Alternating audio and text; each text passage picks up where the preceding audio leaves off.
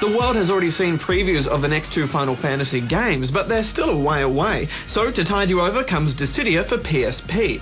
In a nutshell, take every major Final Fantasy character and throw them into one fighting game. That's right, create a cage match between Cloud and Sephiroth if you want, or Cloud and one of the good guys, or Cloud v Cloud. It's unprecedented to have these matchups, and you'll square off in classic arenas from the games.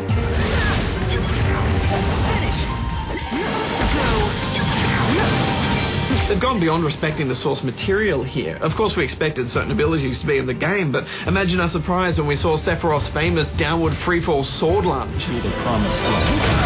And imagine our delight to hear his theme tune, One Winged Angel, in the middle of a fight. I mean, this is one of gaming's greatest moments, and you can do it over and over again with the push of one button. Yes, one button, which brings me to the brand new fighting system, which, oddly enough for a fighting game, only has one button for attack. The rest is just a bunch of magical shit. Well, hey, there's bravery attacks as well, so it's one normal attack and a bravery attack. Bravery attacks leech the power from your opponent, and that means your next real attack will be more effective. Get them down to 0 bravery and you'll break them, and your next real attack will be somewhere in the red zone on the epicometer.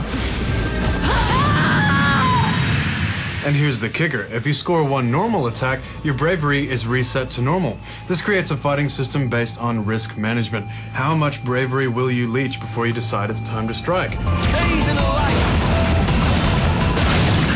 If you spend time breaking him and he sucker punches you, won't you feel silly? But if you only do hit point attacks and let him have all the bravery, you're gonna get smiggity.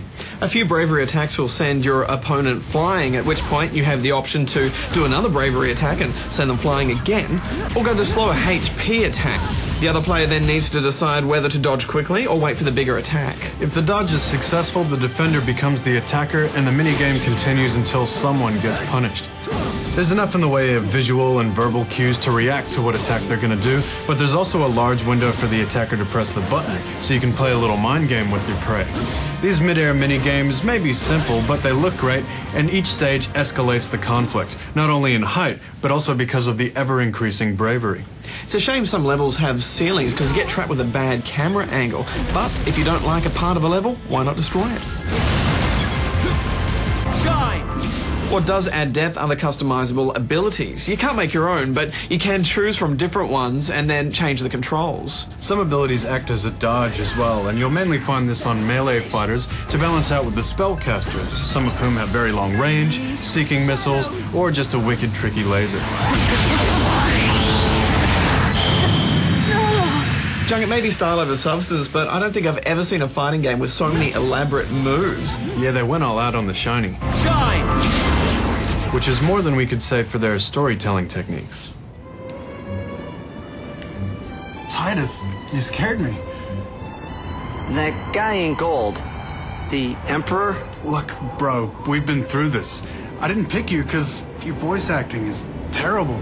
You want to get better, don't you? You bet I do. Then stop hesitating and get some training. I wasn't hesitating.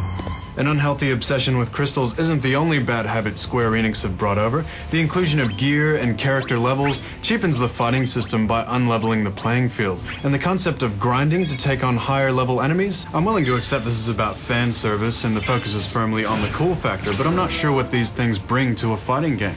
This is a genre about quick reactions, knowing the combos, and at higher levels, mind games. I shouldn't have to break through a wall of numerical modifiers to get to the fun. That's RPG stuff, man. Leave it at the door.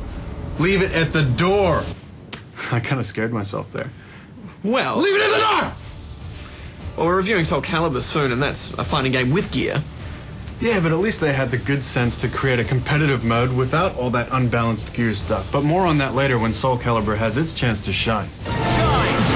Well, if you're a Final Fantasy fanatic, then you might think there's nothing too interesting here because there's no turn-based combat, but there is a lot here for you, and you're gonna eat it up. I'm giving it 8 out of 10 rubber chickens.